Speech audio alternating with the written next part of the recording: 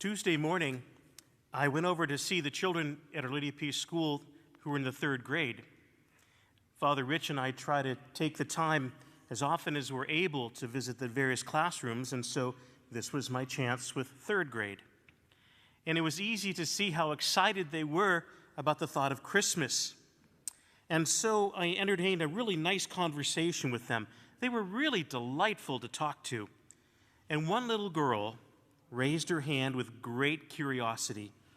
Oh, Father, she said. I acknowledged her as she raised her hand, and then she proceeded with her question. She said, Father, I know that the lady in the Bible story, her name is Mary. I said, yeah. And the man, his name is Joseph, right? And I said, yes, Joseph. And the baby's name is Jesus. And I said, yes, that's correct. And she says, but what was the name of the donkey? I kid, this really, really happened. She was a delightful young lady. She really was.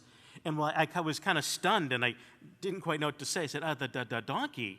Well, my first inclination was to say, that's a Father Rich question, you know. Well, I wiped the smirk off my face, and I replied with a very fatherly voice. I said, well, you know, the Holy Scriptures never really mention a donkey, nor his name, but the only name I have ever heard attached to the donkey in the manger in Bethlehem comes from a song when I was a little boy. It was called Dominic the Donkey, and it probably came out in the 50s or 60s, I suppose. Well, all the kids kind of laughed. Well, then I kind of looked at the teacher and I asked her, I said, can you search for that song on your computer and cue it up? Because now these fancy smart boards, you know. And bam, she got right a hold of it and started up the song, and the kids were amazed. Dominic the Donkey. They laughed and they clapped and they danced and they sang along with the song because it provided the words. It was the best visit I ever had at Our Lady of Peace School. I got to tell you, it was great. The older students asked these philosophical questions, but this was something I think I was okay with. But it does get me thinking. You know, Christmas itself totally bespeaks of the Nativity. And Nativity gives occasion through the centuries for what we called nativity plays or Christmas plays. Now, I don't know who came up with the first idea of dramatizing the birth of Jesus Christ, but the first script evidently must have inspired many others. Through each of its own unique wrinkles, all the Christmas plays have some common features. There are angels with chiffon wings, and there are wise men with their gifts from afar. There is always a weary innkeeper, and he turns Mary away.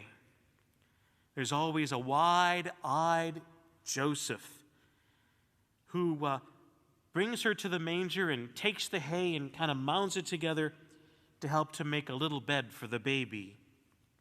And then there's Mary, who was weary and sweet, and somewhere in the play, she looks at Joseph and says, I think we're going to have a baby tonight. Well, beneath a suspended star, a baby is born. The angels will sing, the wise men will kneel, and children of all ages will go home telling their parents that next year they want a part in that play. All the little boys want to be St. Joseph. All the little girls want to be Mary. Some may want to wear angels' wings and bear gifts from a distant land. But few, none that I'm aware of, few may want to even be Herod or that frazzled innkeeper. Never seen it, but some may want to be Herod.